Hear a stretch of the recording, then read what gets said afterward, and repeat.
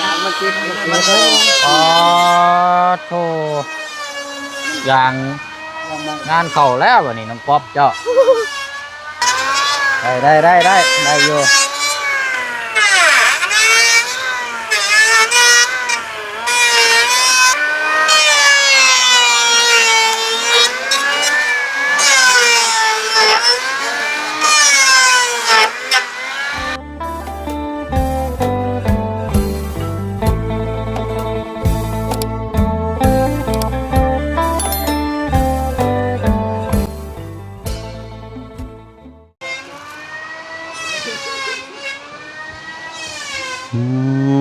เนาะปุกไม่รู้นี่เป็นราคาก็ยังถือว่าระดับหนึ่งได้พี่น้องแล้วก็มีกระโปดอันนี้อีกน้ำนี่โอ้ถือว่าหาได้ยากด้วยนี่กระโปดไม่รู้นี่ราคาดีได้พี่น้องเนาะซุมื้อนี้ก็เกี่ยวกับเป็นมุกกบประตูหน้าต่างนี่ไม่รู้นี่หายากแล้วพี่น้องคันว่ามีก็มีแต่ว่ารุ่นแพงส่วนลายกับมุกกบประตูหน้าต่างนี่ก็จะมีแต่ไม้แบบธรรมดาเนาะมื้อนี้ก็เปิดภาพมาพี่น้องเนาะมื้อวานนี่เฮามาติดตามเบิ่งน้ำกันสำหรับทางสร้างมากบไม้แล้วก็เป็นมื้อที่2มื้อที่2นี่ก็น่าจะทางบ่าวตะโลก็น่าจะมานำมื้อนี้พี่น้องเนาะเพราะว่ามื้อวานนี่ทางสร้างว่ามันฟ้าวแน่ก็ได้บ่ได้รับเรามื้อนี้ก็น่าจะมาเฮ็ดเวียกซอยนำเราพี่น้องเนาะก็เพราะว่าช่วงนี้ก็ทางบ่าวตะโลแล้วก็บ่มีเวียกมีงานแน่พี่น้องก็ได้มาเฮ็ดน้ำสร้างแน่แล้วก็ต่างกับสร้างพื้นฐานมีความรู้นำเราพี่น้องเนาะโอ้เนาะเอาสบายดีเด้อพี่น้องเนาะสบายดีพี่น้องนำกันอีกเนาะพี่น้องเนาะพบเจอกันคือเก่าคือเดิมเนาะมื้อนี้ก็เป็นมื้อวันที่15แล้วพี่น้องถือว่าครึ่งเดือนแล้วเนาะคันสิว่ากันโอ้ไวขนาดเลยพี่น้องเอาก็มาเบิ่งน้ำกันบัดนี้เป็นจังไดทาง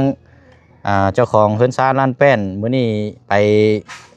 ถอนหญ้าถอนมันอยู่บ่มื้อนี้เนาะเดี๋ยวเบิ่งละเบิ่งน้ำกันพี่น้องโอ้พวกลูกนี่ก็ใหญ่คักอีกเนาะ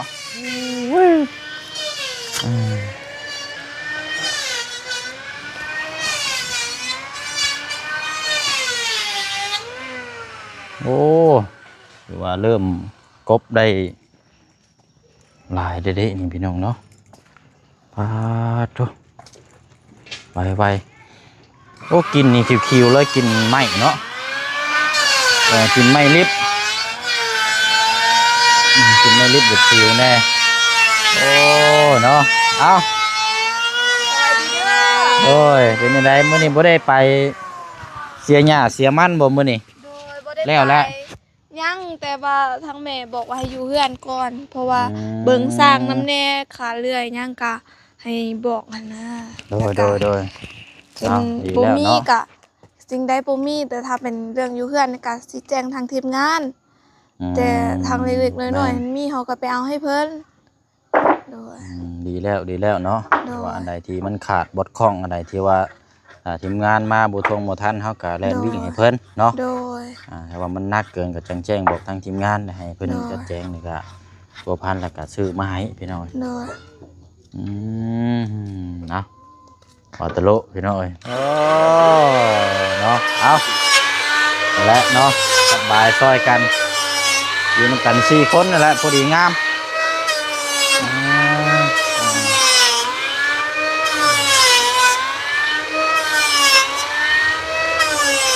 เขาเลื่อยก็ได้บ่เขาเลื่อยก็ได้บ่อยากลองบ่เจ้าเคยเฮ็ดอยู่บ่บ่เคยเห็นเขาเจ้าเฮ็ดง่ายๆเนาะบ่ยากดอกบ่ยากได้บ่ยากกบไปตามหน้าแล้วเด้อกบไปตามหน้าได้อยู่บ่ยากแล้วเด้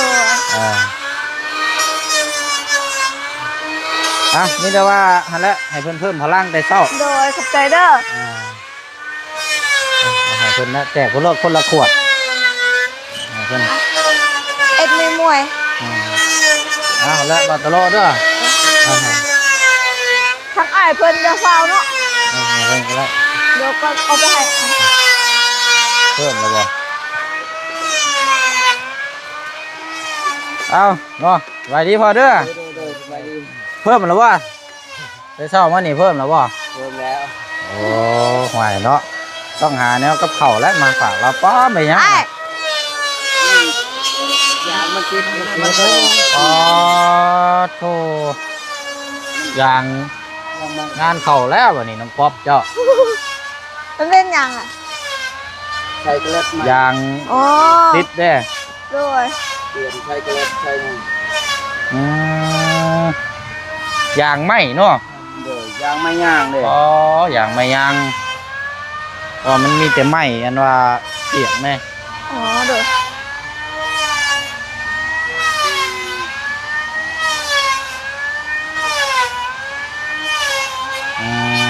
เอา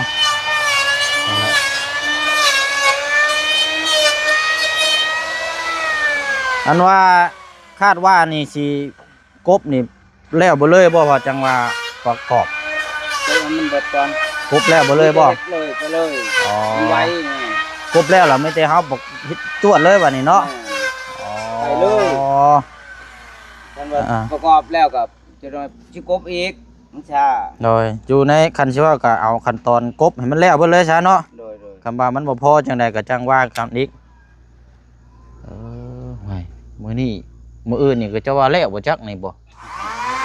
ฮะแต่ว่าน้ำเผาผู้น้ำพริกเนาะ แต่ว่าอีก2 มื้อก็จะกล้าเวียกได้เด้เนาะ บ่เป็นหยังเอาตามสะดวกกันแหล้ว 2 มื้อ โดย ไปฝึกอุปโภค อ๋อเอ้าไปไสเกาะ เพิ่นอุปโภคอยู่สุโภค เพิ่นเฮ็ดเวียกกันจะต่างบ้านเลย อ๋อโอ้แม่นแล้วเนาะกันการจะตั้งเอาแบบว่าหยังเกาะเกี่ยวกับการบ้านนี่ยังเฮาอยู่กันได้เนาะการจะตั้งบ้าน 2 มื้อนะ17 แสดงว่ามาแต่มื้อนี้บ่ 18มื้อ มาแต่มาอีกมื้ออื่นแล้วก็มื้อแม่นอันนี้เนาะ โดย อืม มื้อนี้วันพุธเนาะ วันพุธ มื้ออื่นวันพฤหัส มื้อวันศุกร์ กับวันศุกร์ วัน เนาะ เสาร์ก็บ่เป็นหยัง บ่เฮ็ดเวียกเอาตอนนั้นก่อนก็ได้นะครับ โดย ครบเพิ่งกับฟ้ากับฝนและ แม่น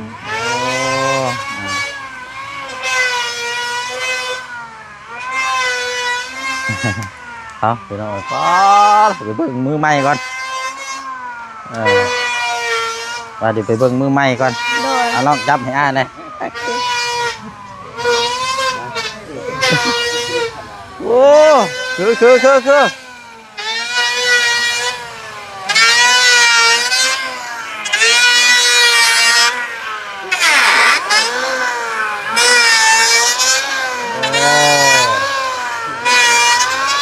ได้อยู่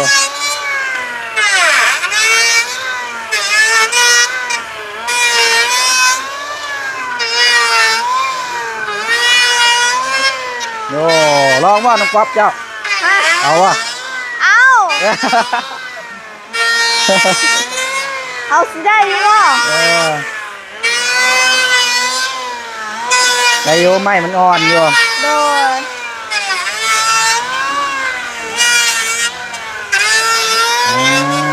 เนาะ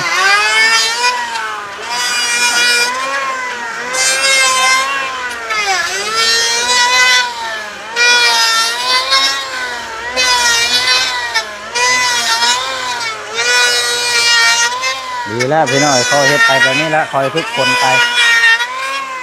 เขียนไปนำ เล่นเยี่ยงเลยเล่นงามแล้วนี่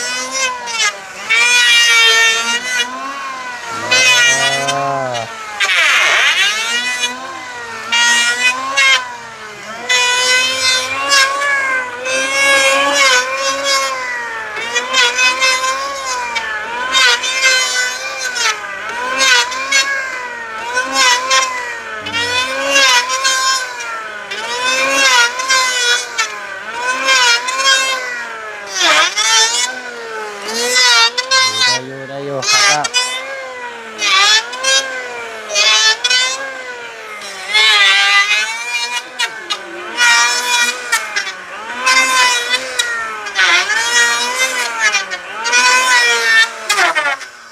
นี่นั่นวีบล็อกเกาะนี่ใบนี่วีบล็อกเจ็บในมือเนี่ย อันน่ะ ครั้งแรกแค่มาจักนี่บ่ ทางว่า หากระจับพี่น้องเอ้ยโอ้เออเดี๋ยวเบิ่งเจ้าเฮ็ดไปสิก็ได้สายเฮ็ดไปสิก็ได้คล้องไว้แบบสิแบบนี้ เอ้าว่าเสียงลองเบิ่งกันนี่ จบอยู่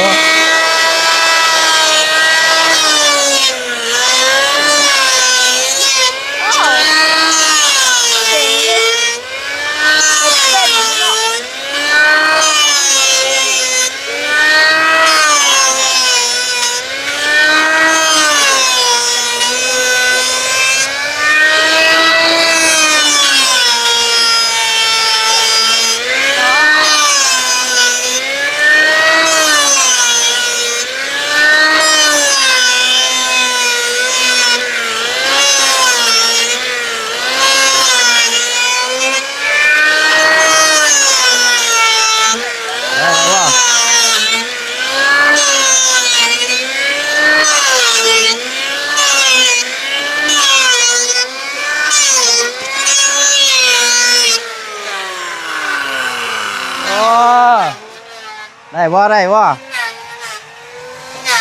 นี่จะจับแบบนี้นี่ค่อยฝึกไปฮะละเอาทรายบาดคอรถมันจะง่าย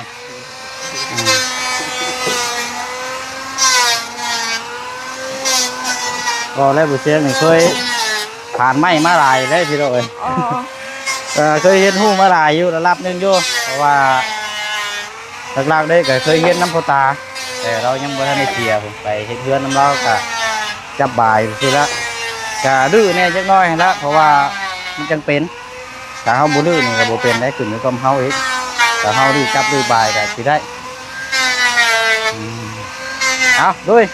เอาทรายแล้วกวาดคอนี่มันจังบ่ซอดนี่แบบนี้ทุกทีแล้วก็เบื้องนึงก็จับตัวนี้น้ำจังบ่นะ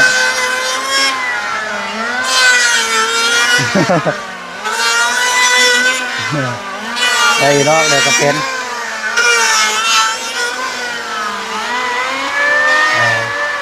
ล็อกกับท่านได้ป่ะ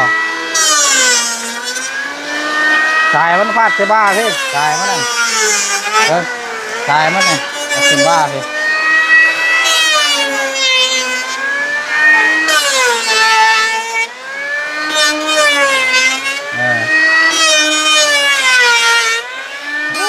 เนาะ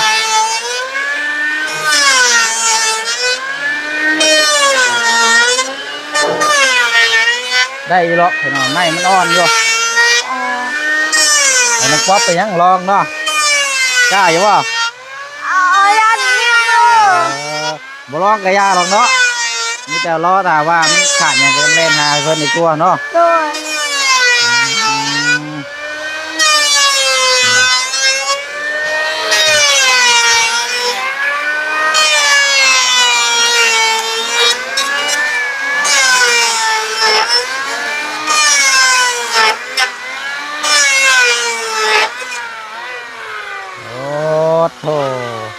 อายุกบเข่าอยู่เนาะ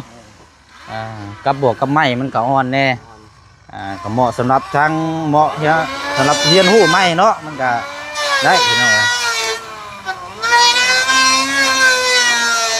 สายไฟนะฟาดชนะอันนั่นฮะมันจะขาด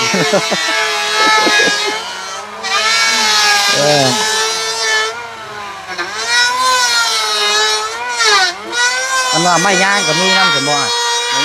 มีบ่มีเนาะมีแต่ไม่ห้าวเนาะไม่ย่างนี่บ่มีหรอกเนาะ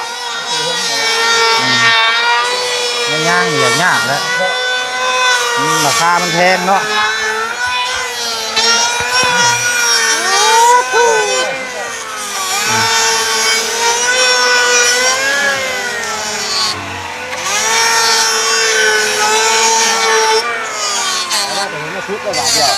จวดมา1 บาทนี่ใส่มาจ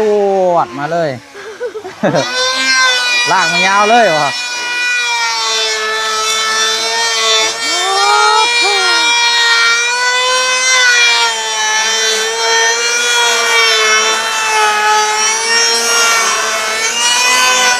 เรียบร้อยคักงาม งาม โดย อ่าเป็นหยังนะหาอยู่หากินหยังทางนั้นกะ หาหน่อไม้ ใครก็ น้ำเช้า เอ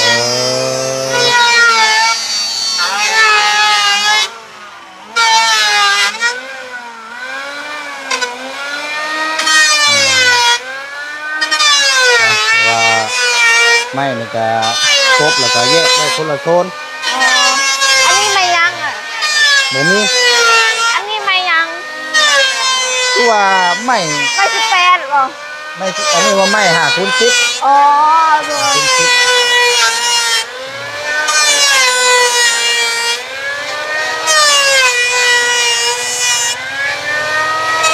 แล้วย่างไปพูดก่อนก็ได้น้องป๊อปเสียงพูดก่อนน้องคน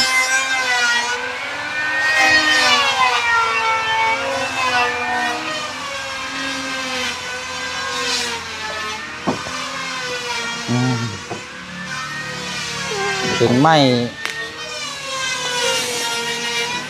18ได้นี่เนาะ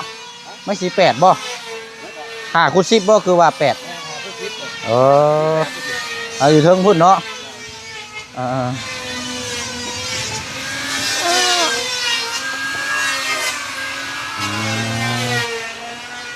ไม่ย่างนี่บ่มีแล้วมันแพงบ่ได้ละซุมื้อนี่มีแต่ไม้เส้นไม้อย่างธรรมดานี่ละหายากแล้วเนาะก็พอเห็นหู้ไปพี่น้องทางเบาตะโลเพราะว่า แม่น เขาก็อยากให้มาเฮ็ดก็คือแบบที่แหละต่างเห็นหู้ไปน้ำแล้วก็เงินก็ได้อีก โดย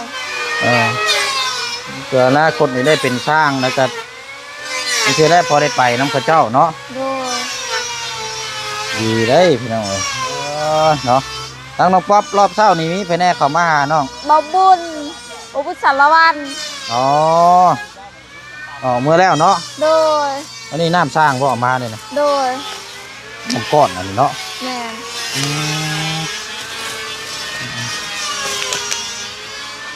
ก็เสียงกบเสียงหยังกับบุญบันในเด้อพี่น้องเพราะว่าเฮ็ดนี่ไงเนาะกำลังอันนี้อยู่ แม่นกำลังเดินการเนาะ เฮ็ดอีกมื้อเนาะทางสร้าง โดย ก็สิได้หยุดอีกสักมื้อ2 มื้อจังสิมาต่อ โดย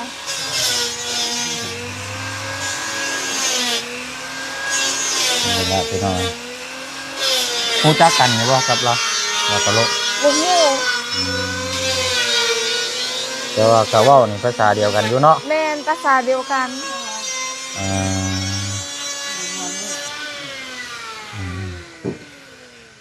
พอดีแล้วครบ2นะก็4 คนเนาะ โดย ผู้หนึ่งกบและผู้หนึ่งโจม แม่ ซอยกัน4 คนพอดีพองาม พอดีพองาม ไปอยู่พี่น้อยเนาะเราคนกล้ามเป็นมัดเลยช่วงสีบ่เมื่อย เพิ่น ครับ บ่ใส่เสื้อแขนยาวเนาะ สีบ่เมื่อยครับตันจะดูอยู่ ปวดหัวเย้นี่เนาะบานน้องมุ้ยกล้ามดีแบบตลกนี่คิดเห็นตอนแรกๆเลยแต่ยังไม่ทันได้บ้านเฮือนซานนี่โอ้ยจอยแห้งพร้อม อายเพิ่นนะ โอ้ตอนยังมาท่านได้เฮือนได้ซานตอนคุณยายท่านได้ซอยที่เพื่อนมันจอยแห้ง โดย ตาโกนเลย โดย เดี๋ยวว่าเราเมื่อยหลายเลย โดยกับก้อยกับที่ตั้นน่ะ ฮะ กับก้อยตอนแรกๆจอยแห้งแล้วบ่ แม่น นี่เด้ ไผ ก้อย จอยว่าชาจนได้พาไปใส่น้ำเกลือเล็กกำไรแล้วนี่กะเนาะจอยบ่จอยก็จนป่วยแล้วเป็นกันเบิดนะพี่น้อยท่านคือว่ากันนึงมาก็เป็นอาหารการกิน แม่น เพราะว่าอาหารการกินเนี่ยกับทั้งครอบครัวแน่เนาะเพื่อที่ได้อยู่ในกินสุขสบายมันก็ยาก แม่น เพราะว่านี่อยู่ในกินมันก็แพง โดย เพื่อที่ได้กินไข่แตะนึงหรือว่า2-3 หน่วยที่หน่วยหนึงก็มาต้มนี่ก็โอ้เพื่อสิหาเงินได้ แม่น มันเมืองง่ายๆได้พี่น้อยเนาะเพราะฉะนั้นก็เกือบทุกครอบครัวแหละท่านถือว่ากันแต่ก่อนย้อนไปทั้งน้องน้ำบ้านเฮือนเซ่น่ะกับแบบเดียวกับอันนี้แต่ว่าสินักกว่าทั้งน้องป๊อปแน่ โดย นั่นเราจอยแห้งเดืองอยู่แล้วนั่นเพิ่นเป็นไปกินลายจนบำรุงจนว่าตุ้ยฮอดซุมื้อนี้เราก็ คุณพ่อคอยจึงบ่จือเนาะ เราตุ้ยได้แต่ก่อนนั่นโอ้จอยแห้ง โดย เราอยู่การอาหารการกินนี่แหละหลักๆเลยก็เข้าใจเลย เพราะว่าเดี๋ยวนี้ก็คือกันทางทีมงานมาแล้วก็ได้กินแบบของแซ่บแม่ก็เลยอ้วนกินหลาย ต้องแนวอยู่ในกินนี่แหละเนาะเพราะว่า โดย ทีมงานมากอะมันเชื่อก็เป็นไข่เป็นของฝากของต้อนเนาะมันก็ต้มขนมมันก็ลายซึ่งลายย่างไปเนาะอันแม่เจ้าน่ะไปชวนครับบ่ โดยทั้งแม่ไปสวน วันนี้อันน่ะทั้งเจ้านั่นก็คืออยู่เฮือนซ่านนี่ดูแลนี้เนาะ โดย ดีแล้วใช้ทางนอกเจ้าได้สาน้องสั่งเลย น้องสร้างบ่เวียดหันเพิ่นเอิ้นไปเฮ็ดเวียกแล้ว อ๋อไปเฮ็ดเวียกคือเก่าแล้ว แม่น โอ้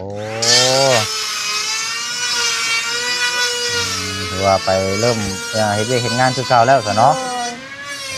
โดย ดีเอาก็ดีแล้วเนาะมีเวียกมีงาน โดย มาอยู่เฮือนอยู่ซ่านก็มันก็บ่มีเวียกมีงานก็อยู่ซื่อๆล่ะมันก็ แม่ มีอยู่มีกินแหล้วเนาะ โดย แล้วเจ้าก็อยู่นี่แหละเนาะเพื่อประรับประลาเนี่ยเพื่อทีมงานเข้ามาก็พอเบิ่งพอแย่งกัน โดย ได้เพราะว่าได้มันขาดอีหยังมันเป็นหยังก็จังแจ้งบอกทีมงานเด้อ โดย ขออภัยนะเนาะเอาไว้กินนี่ได้เฮ้ยตัดเบิดได้ ค่อยตัดลำโตเขาเจ้าตัดเอาหมดเลยเด้เป็นบ่ลำโตแบบคุดหั่นเด้ เออ ค่อยก็ตัดทิ่ม แล้วย่างไปเบิ่งก่อนจังหน่อยเอาไว้กินนี่ได้เนาะไปตัดเบิดนั่นปาดโธ่แห้งละ ตัดลำตัวแบบนี้นี่เด้ อืม จังซี่เราสิตัดออกแล้วก็สิให้หน่อไม้ปงออกมาแล้วแบบเฮาสิเลี้ยงลำให้งาม ไปตัดเบิดหันตายเลยนะฮะเรียบร้อยได้ ๆนั่นบ่ โอ้ได้โป่งเลยหั่นน่ะเนาะยอด หลายแล้วทั้งแม่เอาไปกินแกงกินให้แกงกินให้สร้างน้ำเมื่อวานนี่ อืม